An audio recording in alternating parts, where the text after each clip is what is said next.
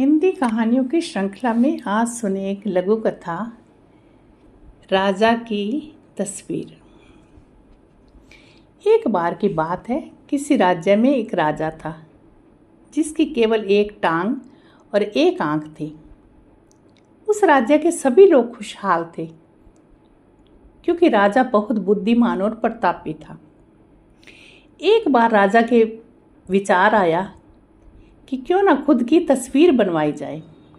फिर क्या था, देश विदेशों से चित्रकारों को बुलवाया गया और एक से बड़े एक चित्रकार राजा के दरबार में आए।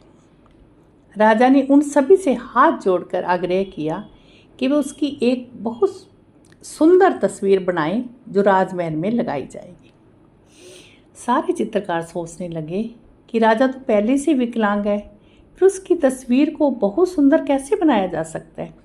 यह तो संभव ही नहीं, और अगर तस्वीर सुंदर नहीं बनी तो राजा गुस्सा होकर दंड देंगे। यही सोचकर सारे चित्रकारों ने राजा की तस्वीर बनाने से मना कर दिया।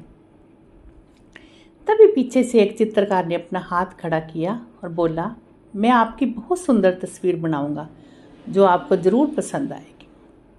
फिर चित्रकार जल्दी से राजा की आज्ञा लेकर तस्वीर बनाने में जुट गया। काफ़ी देर बाद उसने एक तस्वीर तैयार की जिसे देखकर राजा बहुत प्रसन्न हुआ और सारे चित्रकारों ने अपने दांतों तले उंगली दबा ली।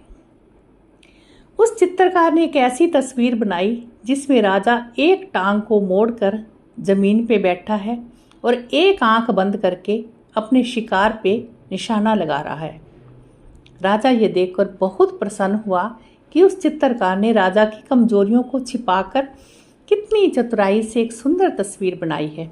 राजा ने उसे खूब इनाम दिया। तो ऐसे ही क्यों ना हम भी दूसरों की कमियों को छिपाएं, उन्हें नज़रअंदाज करें और अच्छाइयों पर ध्यान दें।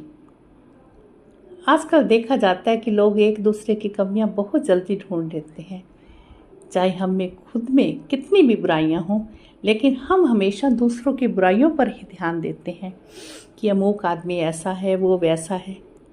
सोचिए, अगर हम भी उस चित्रकार की तरह दूसरों की कमियों पर पर्दा डालें, उन्हें नज़रअंदाज करें, तो धीरे धीरे सारी दुनिया से बुराइयां ही खत्म हो जाएगी और रह जाएंगी सिर्फ अच्छाइयाँ। इस कहानी से यही शिक्षा मिलती है कि कैसे हमें अपनी नकारात्मक परिस्थितियों में भी सकारात्मक सोचना चाहिए और किस तरह हमारी सकारात्मक सोच हमारी समस्याओं का हल करती है। तो अभी आपने सुनी एक लघु कथा राजा की तस्वीर।